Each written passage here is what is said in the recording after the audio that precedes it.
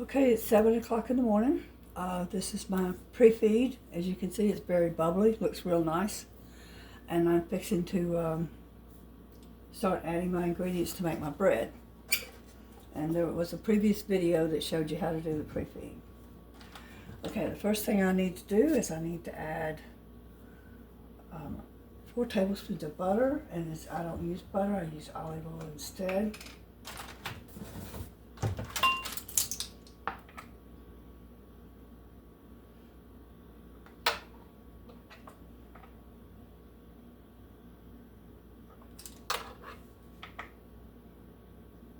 Now I'm using my bread kneading machine.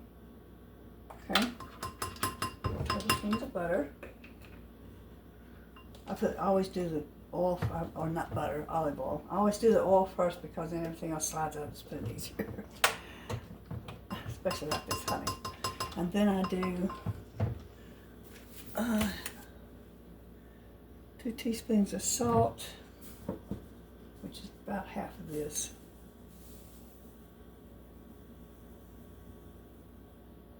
Okay, it's about 2 teaspoons of salt, and then I do 2 tablespoons of honey. Oh, honey. This is not commercial honey. I buy my honey from local honey bee farms. Most of them are Mennonites or Amish.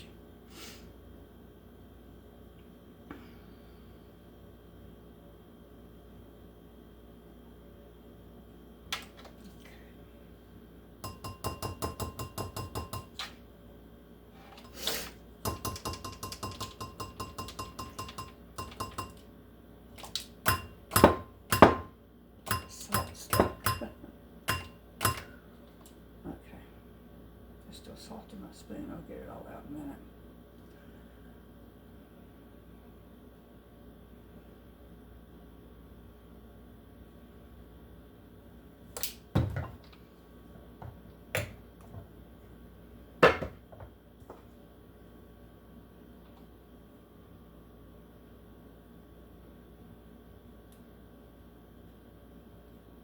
Okay.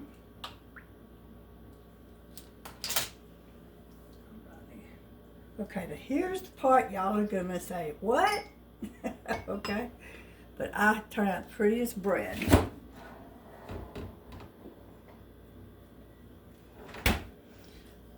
One duck egg. I'm gonna mix up my wet ingredients. Now, if you don't have ducks, you can use 2 very small chicken eggs or 1.5 large eggs.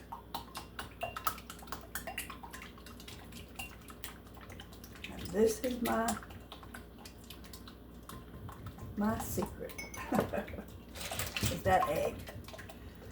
I know some people are going to say an egg, but some people are adding commercial yeast, which I do not believe in doing. This is sourdough bread, and it's got its own leavening, and the sole purpose is to not use commercial yeast. There are people that cannot handle commercial yeast. I have a man that gets bread from me because he cannot do the commercial yeast. Lay that on there. All right. Now I'm going to put all this in here. Now I'm still using my kneading machine. I don't use my KitchenAid mixer. They wear out too fast, and these machines don't. They're loud, but they don't wear out.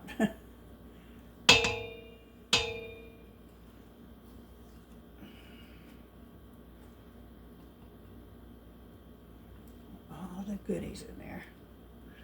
Okay, now I'm going to turn my machine on and let this stir up.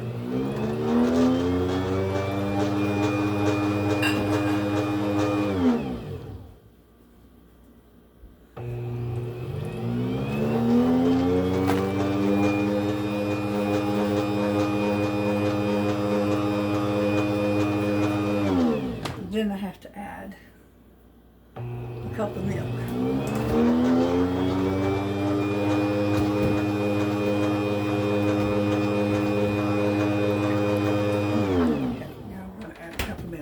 My milk is whole milk.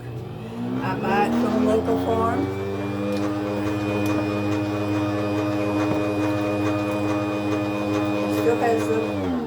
It still has the buttercream on the top.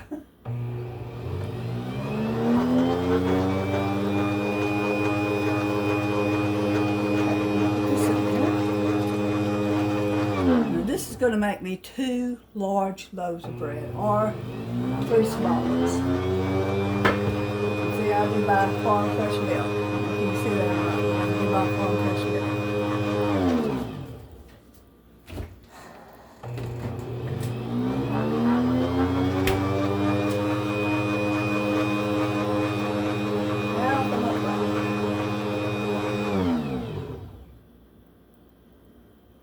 Now,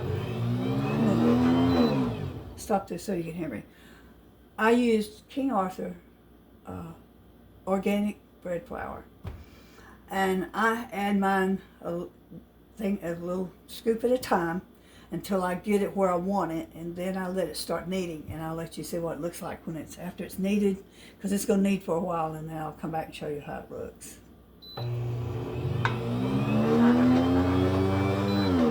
And I don't have a set amount of flour. I add flour until it's like I want it.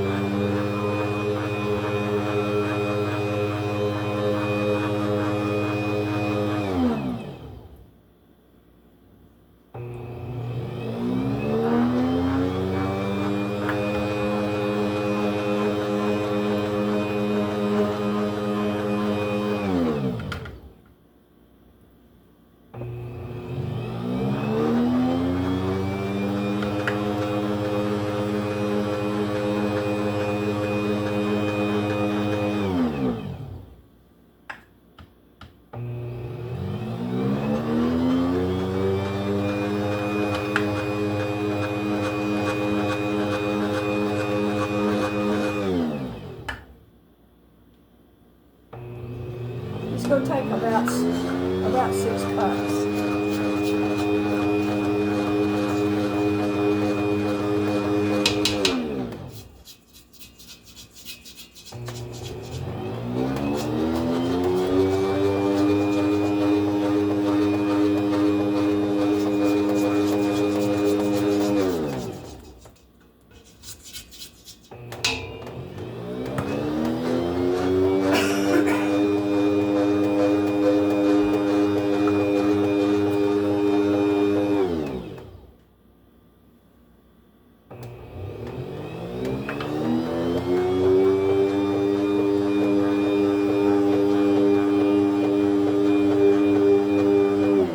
It's starting to come together.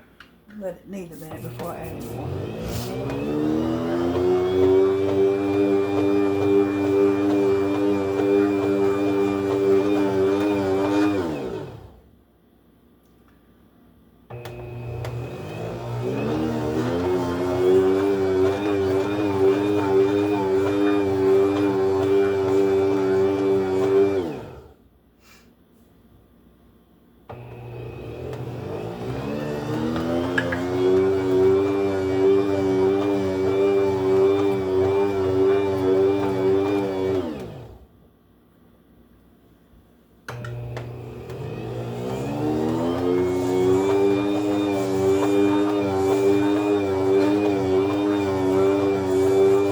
I'm at 5 1/3 cups right now. Pretty close to 6.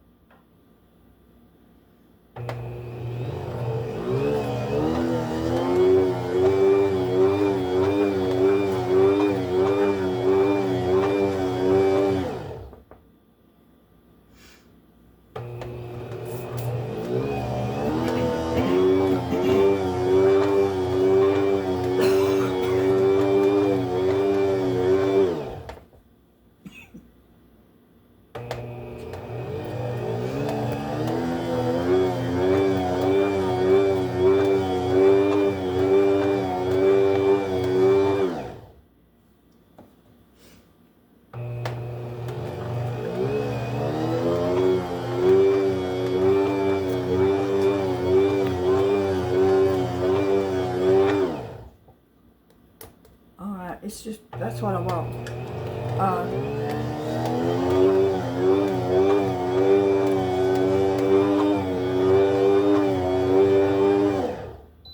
Okay, it's just like I want it. See how I can touch it? It's sticky, but it's not sticking to my fingers. See there? It's sticky, but not sticking to my fingers. And that's how you want it. You want it sticky, but not sticking to your fingers. Okay, now I'm going to let this continue to knead, and I'll come back and let you see what it looks like when it's finished kneading, because this is going to take a while.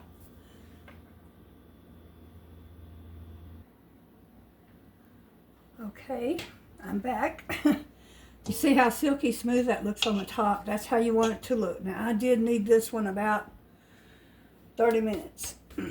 You depends on your machine, I guess, how long it takes. But mine takes about 30 minutes, which is a whole lot better than trying to do it with my hands.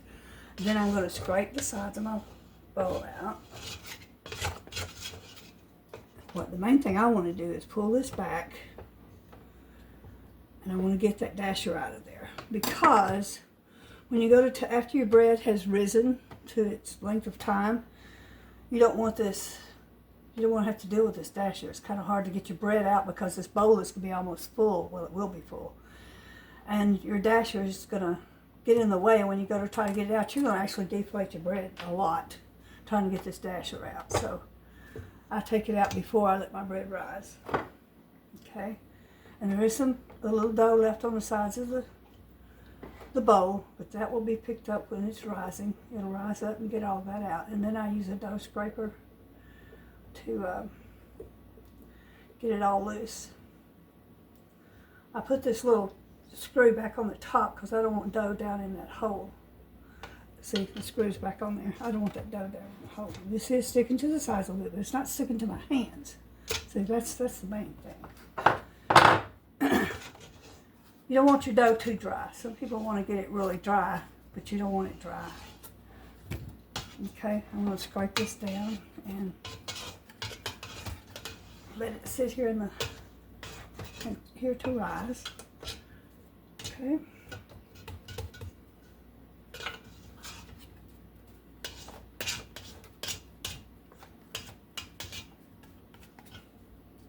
And the time is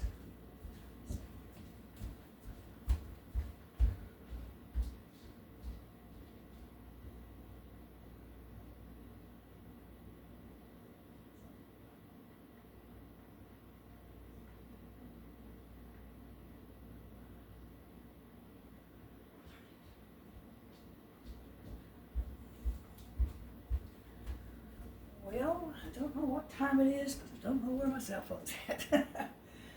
Okay, anyway, it took me about, I started about 7 o'clock this morning. It's about, it's probably about 8 o'clock. Anyway, I'm going to let this set and ferment. I'm going to clear them and ferment. Just a second. Cancel this. All right, now I'm going to set it on ferment. That's what I like about this machine is I can do a ferment on this machine. And I'm going to set it for 90 minutes the first time. I'll come back and check it, and then if I need to, I'll set it again. And it's just going to sit here and rise.